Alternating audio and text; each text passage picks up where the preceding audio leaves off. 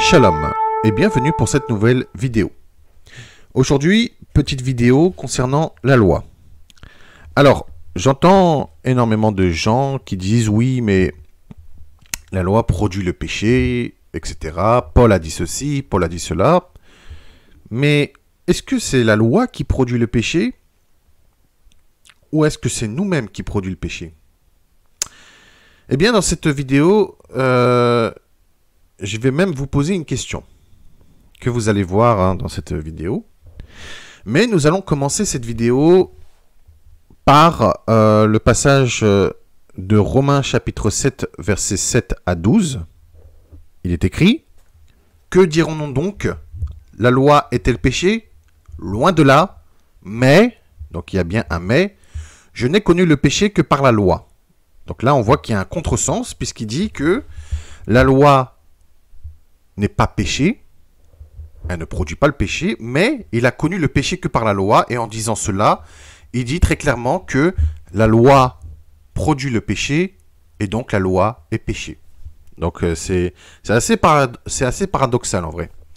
Ensuite il dit, car je n'aurais pas connu la convoitise si la loi n'eût dit, tu ne convoiteras point, et le péché saisissant l'occasion produisit en moi par le commandement toutes sortes de convoitises, car sans la loi, le péché est mort.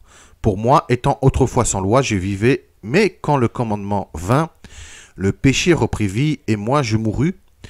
Ainsi, le commandement qui conduit à la vie se trouva pour moi conduire à la mort, car le péché saisissant l'occasion me séduisit par le commandement, et par lui me fit mourir. La loi donc est sainte, et le commandement est saint, juste et bon.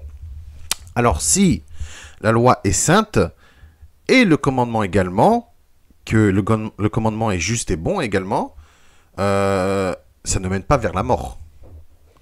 Donc si la loi et le commandement sont saints, ça mène vers la sainteté, donc vers la vie éternelle, et non vers la mort. Donc on voit bien qu'il y a un problème avec Paul.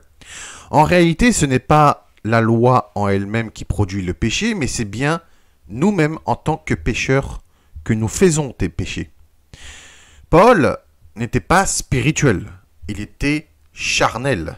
D'ailleurs, lui-même le dit dans Romains chapitre 7, verset 14, « Nous savons en effet que la loi est spirituelle, mais moi je suis charnel, vendu au péché. » Donc si la loi mène vers la mort, comme lui-même Paul le dit, alors pourquoi il dit que la loi est spirituelle et donc mène vers la vie? C'est complètement contradictoire. Et on voit que lui-même est vendu au péché car il est charnel. Donc, il y a une autre chose qui dit, dans le verset 18, « Ce qui est bon, je le sais, n'habite pas en moi. » En entendant cela, on peut se poser des questions, et surtout qu'il continue, c'est-à-dire, dans ma chair, j'ai la volonté, mais non le pouvoir de faire le bien. C'est assez grave quand même. S'il a l'Esprit de Dieu en lui, comment ça se fait que le bien n'habite pas en lui et qu'il n'a pas le pouvoir de faire le bien? Donc cela prouve que la loi ne condamne pas, mais que c'est lui-même, par son côté charnel, qui le condamne. Yeshua a dit, celui qui est né de chair est de chair, mais celui qui est né d'esprit est esprit. Paul, on voit très clairement qu'il est né charnel, donc il est de chair. Et on voit très clairement qu'il n'a pas, comme lui-même a dit, le bien en lui. Et s'il n'a pas le bien en lui, cela prouve qu'il n'a pas l'Esprit de Dieu en lui. Alors, il y a une question que je voudrais vous poser à vous, les non plus sous la loi, mais sous la grâce, ceux qui sont de l'hypergrâce, bien évidemment, de la doctrine de l'hypergrâce. J'aimerais vous poser une question. Vous dites que la loi produit le péché, parce que Paul l'a dit. Et que la loi, c'est elle qui incite à faire des péchés. Alors, là, Paul il dit que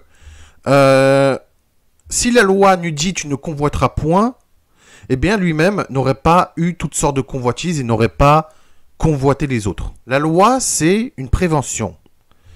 Une prévention, c'est tout simplement, la loi est un frein qui vous permette de ne pas enfreindre quelque chose. Mais si vous enfreignez le commandement, ce n'est pas la loi qui enfreint le commandement à votre place, c'est vous-même qui enfreignez le commandement et la loi. La loi, c'est une prévention. C'est à vous-même de ne pas pécher. Si vous péchez, ce ne sera pas la loi qui sera responsable, mais vous-même.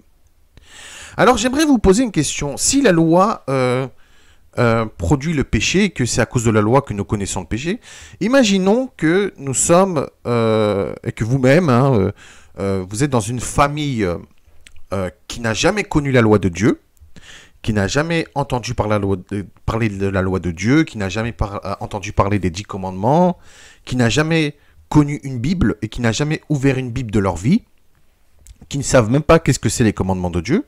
Imaginons que vous êtes dans cette famille, que vous n'avez rien connu concernant les lois de Dieu, mais que vos parents vous ont enseigné dès votre plus jeune âge à ne pas voler, à ne pas convoiter les biens de votre prochain, de ne pas faire du mal, parce que ce sont des lois de base, hein, ce sont des règles de base que tous les peuples savent dès le commencement, hein.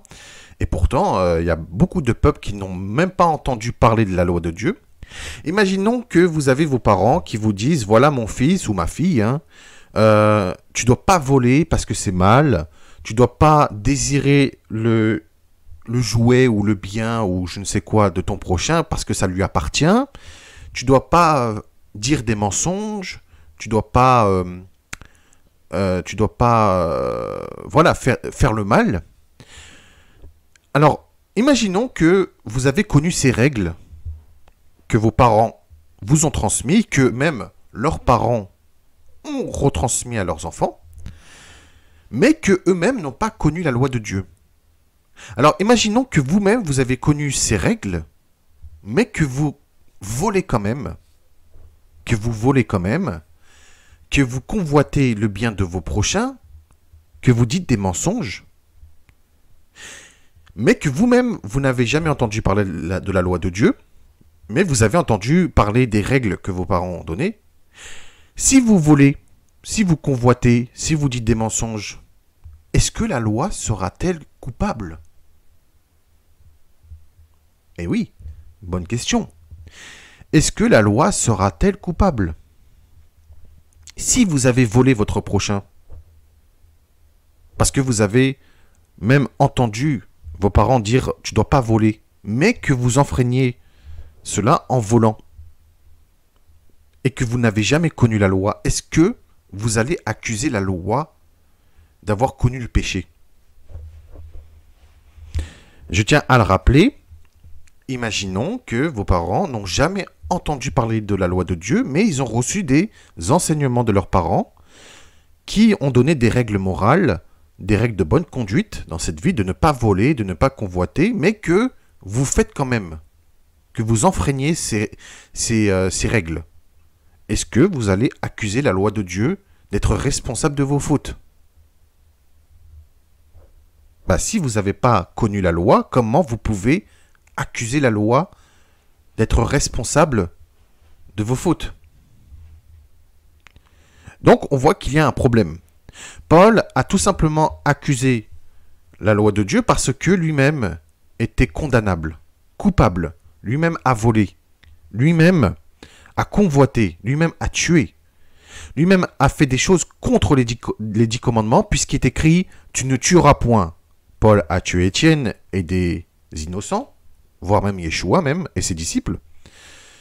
Il est écrit « Tu ne voleras point », même après sa soi-disant conversion, il a dépouillé des églises pour son propre compte. Déjà, même après sa soi-disant conversion. Hein. Il est écrit « Tu ne convoiteras point le bien de ton prochain ». Qu'est-ce qu'il a fait, Paul? Il a convoité les biens des autres. Même en dépouillant les églises, il a convoité les églises. Il a convoité ce que les disciples, les croyants et croyantes en Yeshua possédaient. Tu ne porteras point de faux témoignages. Paul il a fait quoi? Et si par mon mensonge, la gloire de Dieu a été manifestée, pourquoi suis-je encore accusé comme pécheur? Si par mon mensonge, alors que la loi de Dieu dit, tu ne porteras point de faux témoignages.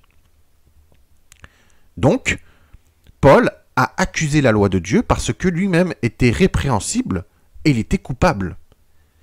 Et il a pris la loi comme justification en disant que c'est à cause d'elle, parce que si la loi n'aurait pas dit ceci, cela, il n'aurait pas fait cela. Mais pourtant, Paul ne s'est pas empêché de faire toutes ces choses. Donc on voit qu'il y a un problème.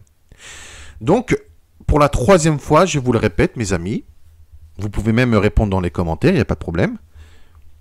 Si vous n'avez jamais connu la loi de Dieu, que vous n'avez jamais entendu parler d'une Bible, ni des 10 commandements, mais que vous avez connu les règles morales de vos parents, que eux-mêmes n'ont pas connu les lois de Dieu, mais que ces règles vous disent de ne pas voler, de ne pas convoiter, de ne pas dire du mal à son prochain, de ne pas faire de faux témoignages, mais que vous le faites quand même, est-ce que vous allez quand même accuser la loi de Dieu, même si vous ne l'avez jamais connue? Donc voilà, je vous invite à répondre dans les commentaires, mes amis, et on va voir si vous-même, vous faites comme Paul, vous allez accuser la loi de votre mauvaise conduite. Car n'oublions pas que nous sommes tous des pécheurs. Et que ce n'est pas la loi qui nous mène vers le péché, ce sont nous-mêmes que nous péchons. C'est différent. La loi est un frein au péché. La loi nous avertit de ne pas pécher. Mais si nous péchons, c'est nous-mêmes que nous enfreignons la loi. Et pas la loi en elle-même, mais notre propre faute. Voilà mes amis, c'était une courte vidéo.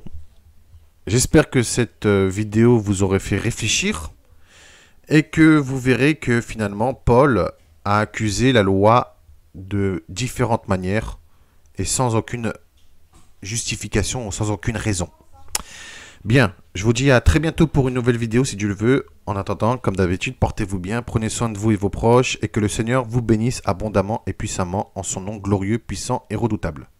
Shalom, merci de m'avoir écouté.